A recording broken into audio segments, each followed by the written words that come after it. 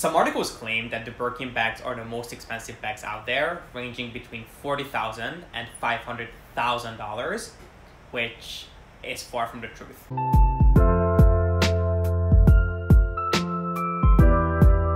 Hi guys, my name is G.P.S. and welcome back to my channel. I got recommended a YouTube video on my feed last night that I think was titled, "Why are Birkin bags so expensive?"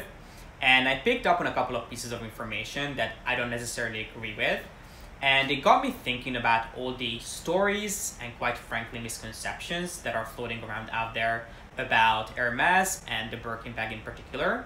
So I collected a couple of these myths that we'll be busting together today.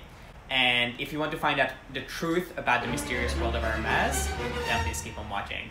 So let's start with misconception number one, which is actually a line from an article that I picked out. And the article claims that Birkin bags are the most expensive bags in the world, ranging from $40,000 to $500,000 for a single bag. So the starting price of a Birkin bag, I keep hearing people saying that it's $30,000, $40,000. Those are, I think, the two big numbers that we keep hearing, and that is just not true. The starting price of a Birkin bag obviously depends on the size, the leather, but if you're going for the cheapest Birkin bag, it's going to be a Birkin 25, which in regular leather starts at about $9,000, between $9,000 and $10,000, obviously plus tax, and these are US prices, so if you shop in Europe, obviously prices are going to be even less. But in the US, the starting price of a Birkin bag is about $9,000 to $10,000 for a Birkin 25. And obviously the price increases as you go up in size.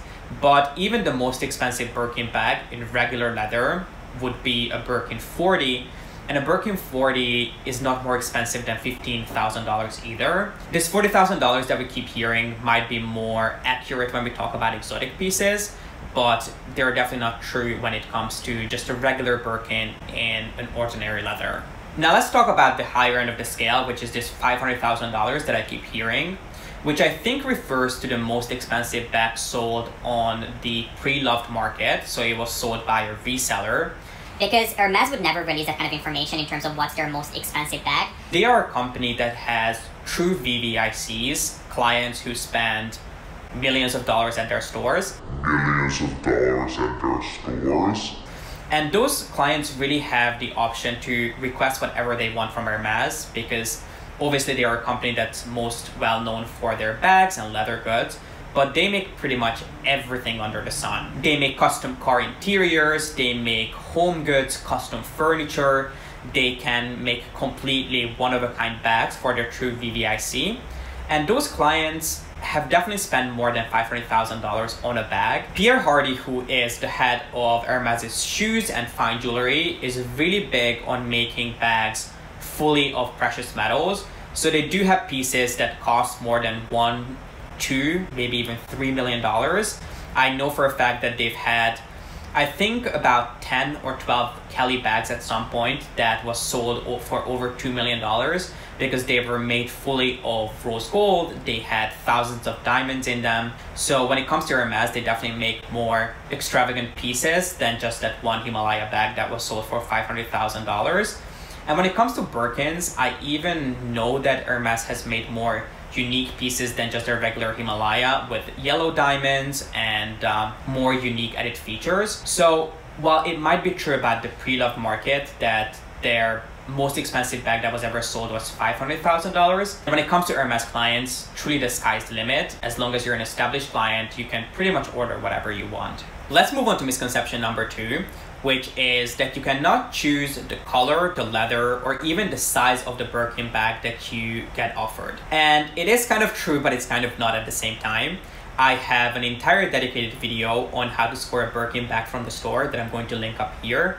And I break down the entire process on how I recommend that you go about getting a bag from the store. Obviously, if you express your interest for a Birkin bag to your SA and to your local store, they might offer you something that's completely out of your comfort zone.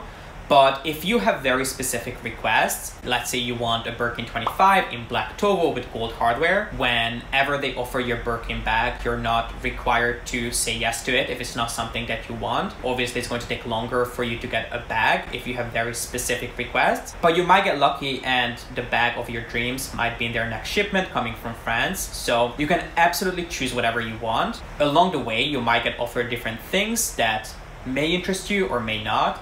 And at that point, it's completely your choice whether you want to pivot and go for a different kind of bag or you want to hold off until you get the exact bag of your dreams. Misconception number 3 is actually connected to the previous one, which is that you cannot decline a bag offer because if you do, you will be blacklisted from getting a bag from Hermes. And it is something that I get a lot of questions on, and it's absolutely not true. Absolutely not true. It's not only not bad for your reputation and your relationship with your SA to turn down a bag, but it can actually help you and your SA to get to know each other. Because if you turn down a bag that's, let's say, a size 40 in blue Zanzibar, which is a vivid blue color, and you turn it down and you explain why you're turning it down, that is going to help your SA to get to know you and find the right bag for you. The only thing that I would be careful with when it comes to turning down bags is that, let's say you're requesting a Birkin in a small size, a 25 or a 30 in a neutral color with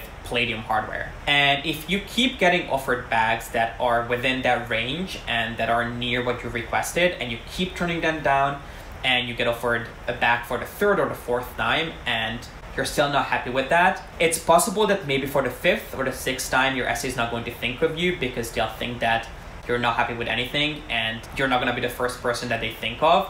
So I would be careful with your wish list. Make sure that you request bags that you would be happy with, because obviously it depends on your SA and your store, but it is quite a bit of a hassle for them to get a bag release approved. And if they keep going through that process and you keep turning bags down, at some point they might get tired of it.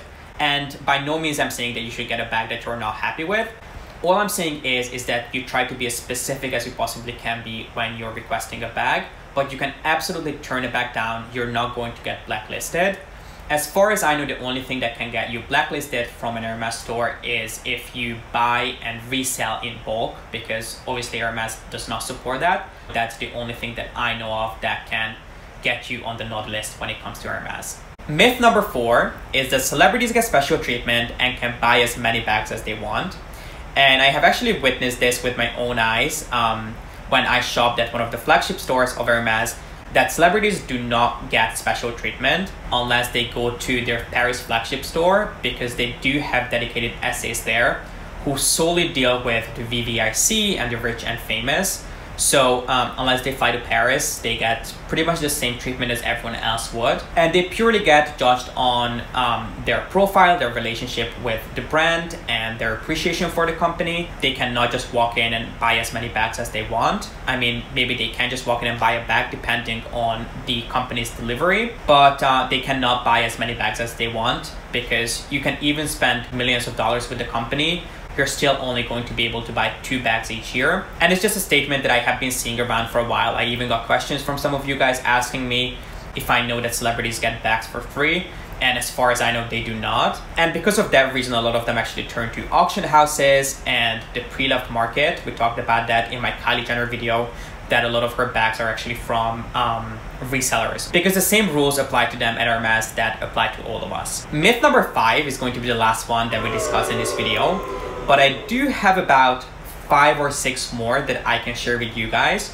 So if you enjoyed this video, then please make sure to give it a thumbs up and let me know your thoughts in the comment section down below about maybe making a part 2. And I can definitely do that, but I didn't want to keep you guys here for that long. So the last myth that we'll be busting today is that Birkin bags in exotic leathers, such as alligator, are the most difficult pieces to score, which in my opinion is absolutely not true. If you have a well-established profile at Hermes, you have a great relationship with an SA and a store, then exotic pieces are actually easier to come by than bags in regular leathers. Because if you think about it, the market for people who are willing to drop $40,000 plus on a bag is much smaller, so you're competing with much less people than you would if you're requesting a bag in Togo or Epsom, especially in smaller sizes. And I'm definitely not saying that Hermes doesn't have plenty of clients who are willing to spend $40,000 and upwards on one of their bags, but it's much more of a smaller group than people who are willing to maybe spend $10,000 or $15,000. So if you have a good profile and you have a great relationship with an SA, then in my opinion and in my experience, it's going to take much less time for you to get offered a bag in an exotic leather. And this is it, guys. These are all the myths that I wanted to bust with you guys today. I hope you enjoyed this video, and if you found it fun, then please make sure to give it a thumbs up and don't forget to subscribe. And as I mentioned, I do have a couple more myths up my sleeve that I would be more than happy to share with you guys. So if that sounds interesting to you, then please make sure to let me know your thoughts in the comment section down below. And also don't forget to share with me your experience if you agree with me or perhaps you had a different experience about some of these. And as always, thank you so much for watching. I appreciate you being here, and I hope to see you in the next one. Bye.